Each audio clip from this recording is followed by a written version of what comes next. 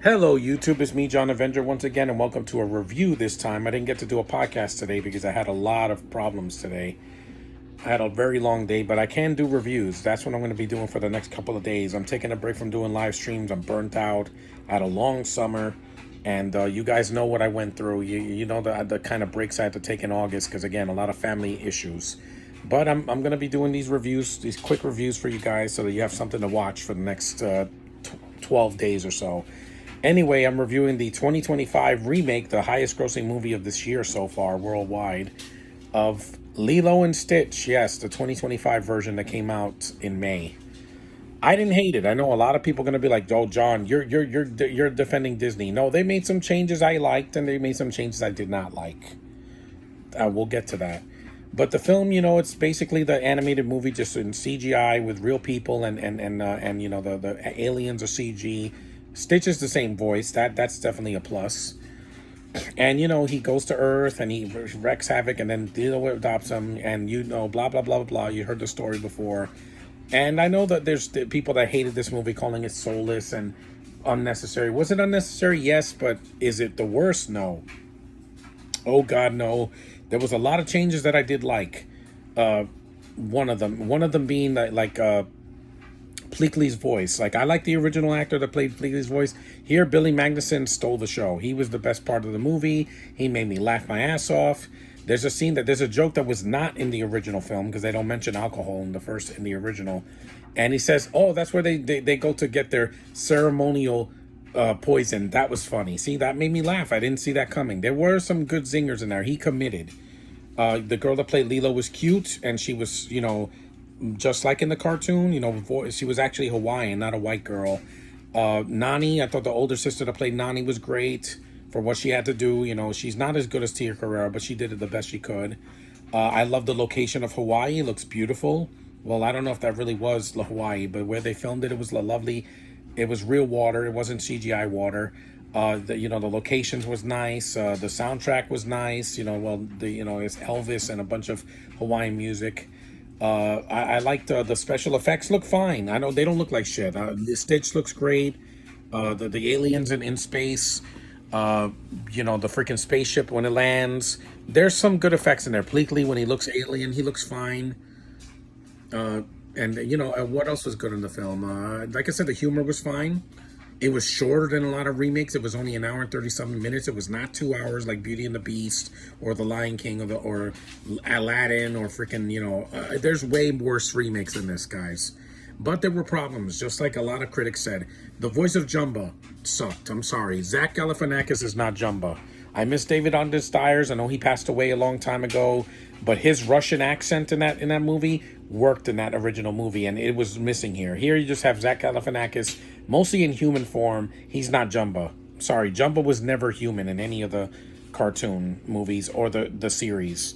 Making him human just kind of demoted the character. Billy Magnuson made the best of what he had, but with Zach Galifianakis, I wish they would stop casting him in roles. He was not a good Joker because he didn't have the laugh. His voice doesn't fit for cartoons. It just doesn't. And as Jumba, he failed because Jumba has a Russian accent. He talks like this in the old movie. That's how he's supposed to sound. Not, "Hey guys, I'm Jumba." I'm like, no, you're not. You don't. You look like Jumba. You don't sound like Jumba. It's like Jafar in the remake of Aladdin. You go from, "This is not the over boy." Ah ha ha ha. The original Jonathan Freeman is Jafar. In the remake is like, "Bring me the lamp." And I'm like, that's not Jafar. Get the character right. Get the mannerisms and the voice and everything done right. It's not about race. It's about commitment. Jumba sucked in the movie. The ending, I didn't care for the ending. I thought it was too bittersweet and it's kind of weak. Ohana meets family, and yet the ending is like, "Oh no, your sister can disappear and leave the little girl with somebody else." I'm like, yeah, I think that's a downgrade from the original. Also, there's some scenes from the original missing, like Stitch in the woods by himself, saying, the ugly duckling scene, that's cut out. It's a lot of things cut out. Also, some of the cameos were hit and miss. You had Jason Scott Lee in his third Disney remake, again, because he did Mulan, The Jungle Book from '94, and now this one. This is his third remake, and he does nothing. And also, the original Nani, Tia Carrera, has a cameo as the social worker, I think. Yeah, the social service people, because she's you know, keeping an eye on Nani, you know, because she's not Lilo's mother. It's her older sister. Also, Courtney B. Vance is kind of pointless in the movie. I know that he's black in the original, played by Bing Rames, Mr. Bubbles, but here is just, he's kind of an afterthought. Like, he's in there just for the diversity. Even though they're like, there's one scene that was on the nose, but it worked because it's like, we have to protect people from the United States, and they're like, ahem, Hawaiians are Americans too. Yeah, I get the message, Disney. Hawaii was it was colonized in 1959, so it's part of the 50 states. That and Alaska. Yeah. So they're not foreigners like these idiots that are from New Zealand that talk like this. No, that's a foreign country. Hawaii is part of the states, so it counts. And I get it that you have to protect the people from America. The United States government helps people in Hawaii all the time, especially when they have hurricanes over there. But anyway, the film, it is what it is. It was a moneymaker. I could see why it appealed to kids. They changed a lot, but they also did some changes that did work. I think the sense of humor is still there. But like I said, Jumba's voice sucked. The ending and some side characters that are kind of there because they have to fill the quota of the original. But it's not shot for shot. There's some scenes that are from the original and there's some that are changed. Also, the redheaded girl, she's not in this version. It's another girl that picks on Lilo, and then she like pushes her off the stage. That's about it. Then there's nothing else with their rivalry. Also, where's Gantu?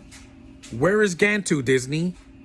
Gantu is the villain in the first movie, not Jumba and Pilikli. They're side characters. They're like anti-heroes in a way. The main villain is Gantu, the giant freaking shark, you know, half shark, half human, humanoid villain in the first movie. Voiced by Kevin Michael Richardson. I think he did the voice in the original.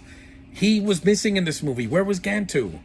I want to see him in the sequel. You know this is going to get a sequel. The movie made $1 billion, over $1 billion. There's no way they're not going to do a sequel.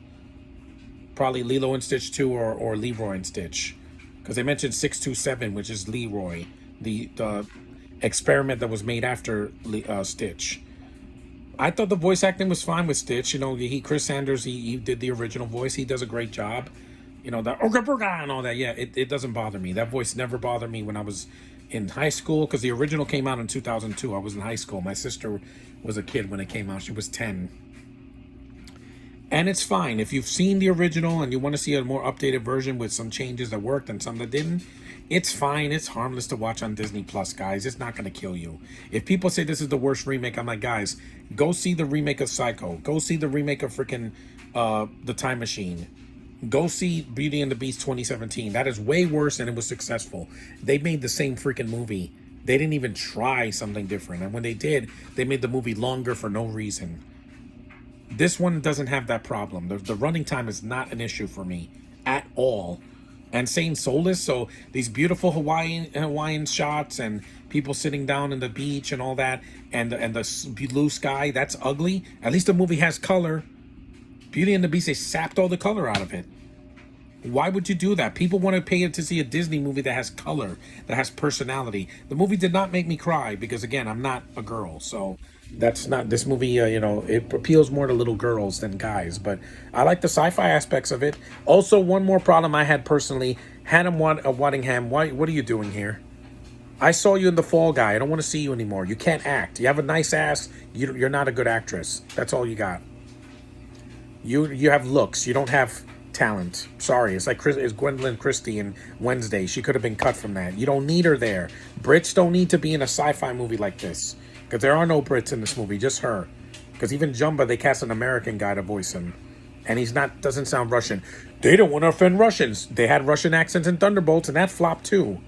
Yeah, that flopped. And Marvel Zombies is going to have that. Yet they can't put it here when Jumba had a Russian accent in the original. Gee, I wonder why.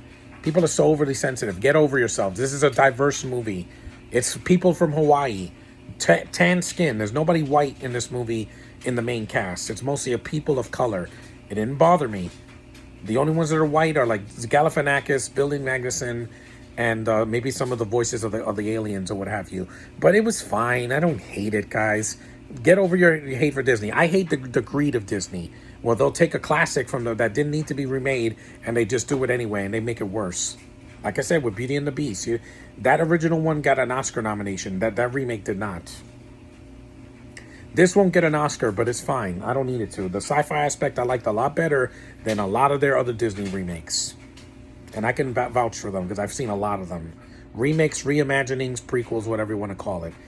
I just hate the greed of Disney. I don't hate with their animation or some of the people that they cast. I get it. They're a business. They want to make money. But don't use it for everything. And don't preach. Just entertain me. And this entertained me. My family liked it. I don't hate it. It's not going to be in my top 10 of the year. But I would see it again. Yeah. Why not do a commentary for it? I'll do the original first, though, because it's better. If you want to see the better version, see the 2002 movie. This is a harmless, retread, but not a remake. Not shot for shot. Excuse me, of the 2002 movie, but it's not a copy. It does its own thing mostly. Same story plots, but it does some few changes. That's enough for me to make it its own, it's standalone, because this is not shot for shot. I've seen shot for shot. I've seen remakes that are exactly the same movie. Just let's make it longer. Let's make it in color.